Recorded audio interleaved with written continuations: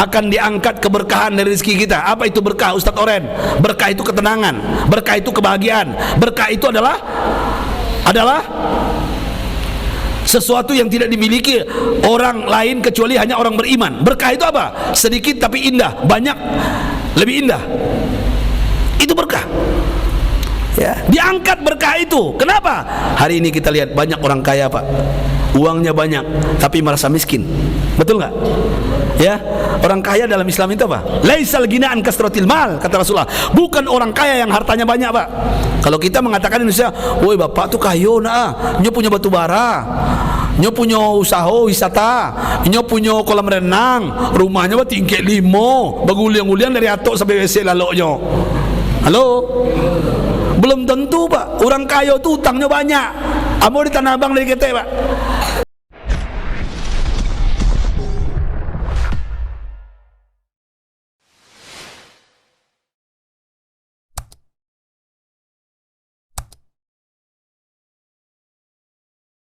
Kini Pak kadai, utang banyak aja, Pak. Halo? Halo? Kadang-kadang tak tahu iya piti tukang jahit konveksi. Ya, baputa-puta piti itu. Bah caranya mamuta piti itu. Serius saya nggak bercanda, Pak. Ya, orang kaya itu apa? Ketika jiwanya tenang, ketika dia memiliki perasaan qanaah, merasa puas dengan pemberian Allah, itulah orang kaya. Tapi di Indonesia berbeda. Yang kita hormati itu siapa? Orang yang berpangkat, berdasi, punya jabatan, mobilnya mewah, hormat kita. Tapi ketika orang yang biasa saja, kita tidak hormat. Sekarang banyak orang kaya, Bapak Ibu, dia hidupnya tenang, Pak. Kadang-kadang dia pakai sepeda, Pak. Kadang-kadang dia jalan, Pak, biasa aja. Orang nggak menghargai dia. Tapi banyak sekarang, mohon maaf, sopir cuman gayanya luar biasa, Pak. Dia sopir, Pak. Gaya orang kaya. Seakan-akan dia yang punya mobil itu. Ternyata sopir orang, Pak. Halo? Halo?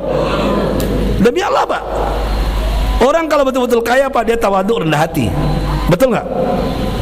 Benar nggak? Benar nggak? Yang pertama, Allah cabut keberkahan. Betapa banyak orang kaya di Sumatera Barat tapi batinnya tersiksa, nggak bahagia. Demi Allah, di Tanah Abang tuh, Pak, orang Solo banyak, orang Selayo ada, orang Suliaya ya, orang Sandi Makado, orang Paninggahan, apalagi orang kampung apa Ambo, mengaleh sadonya di situ, ya. Tapi ternyata ketika jauh dari masjid, jauh dari ulama, anaknya bertingkah berulah, Pak, narkoba, berzina, bahkan LGBT. Serius? Kenapa? Allah cabut berkah. Teman saya, oknum anggota DPR RI, sudah 4 periode, sudah azan? Sudah azan? Bunyi kan di sini? Ya, bunyi. Sudah 4 periode, Pak. 4 periode kira-kira berapa triliun uangnya itu? Berapa banyak uangnya itu? Tidak pernah turun lagi. Uangnya banyak, Pak.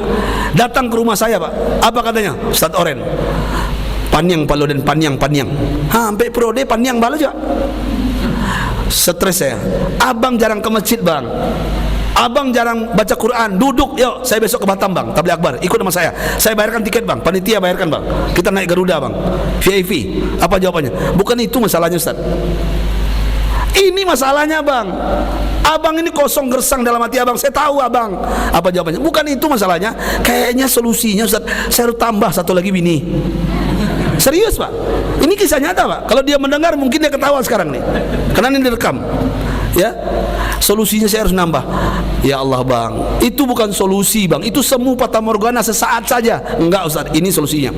Singkat cerita, Pak, dia menikah dengan seorang mahasiswi, anak hukum, Pak, fakultas hukum.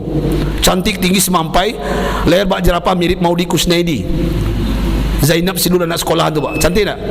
Cantik tak? Saya selesaikan cerita dulu baru kita azan, ya. Tanggung. Ya. Apa yang terjadi? Dia menikah. Tidak mengundang saya. Dia menikah.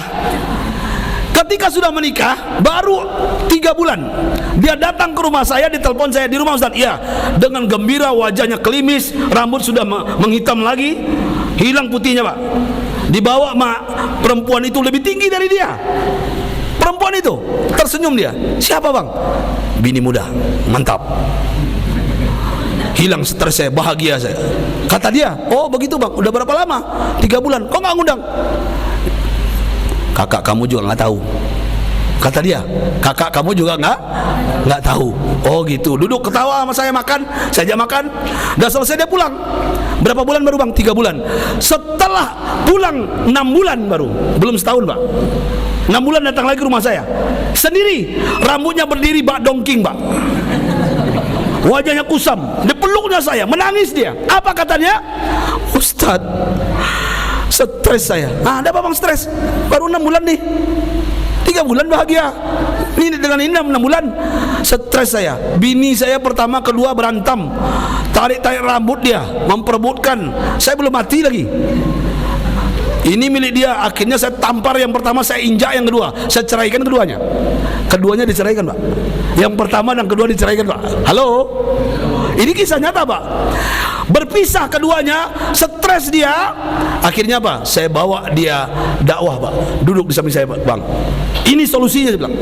Abang dihina oleh istri abang karena apa? Abang jauh dari Islam, abang jauh dari masjid. Duduk bang. Beberapa kali saya bawa pak, singkat cerita, tahu enggak dia menikah dengan siapa akhirnya? Dia menikah dengan pembantunya yang membesarkan anaknya sampai jadi mahasiswa. Pembantunya itu janda pak, dan dia bahagia sampai hari ini, punya masjid sendiri, dan pembantunya itu menjadi wanita yang luar biasa solehanya. Kenapa? Dia tahu karakter suaminya ini, karena dia pembantu di rumah itu dulu, sekarang jadi ratu, bidadarinya. Dialah yang mendapatkan segala-galanya, yang dua ini nggak dapat. Apa akhirnya? Ustadz, saya mau bikin masjid. Silakan tuan, bagus bang, mantap, bikin masjid. Sampai hari ini dia pensiun, tenang hidup dia. Setiap jumpa dengan saya, bang, solusi semuanya Islam. Indah Islam ini, Ustadz Oren, indah Islam ini. Setiap cerita ke orang, kembalilah ke Islam, kembalilah ke masjid. Itu aja ceritanya ke orang bapak ibu. Kenapa? Dia sudah berjalan di tempat yang gelap, sekarang di tempat yang terang benderang. Makanya ayah bunda bapak ibu, kalau ingin tidak dicabut berkah oleh Allah, jangan jauhi masjid, jangan jauhi Al-Quran, jangan jauhi ulama. Ya, ini yang pertama. Kita sambung nanti setelah sholat Isya. Saya tutup sementara dengan pantun seperti biasa. Buah selasih tumbuh di batu. Terima kasih. Thank you.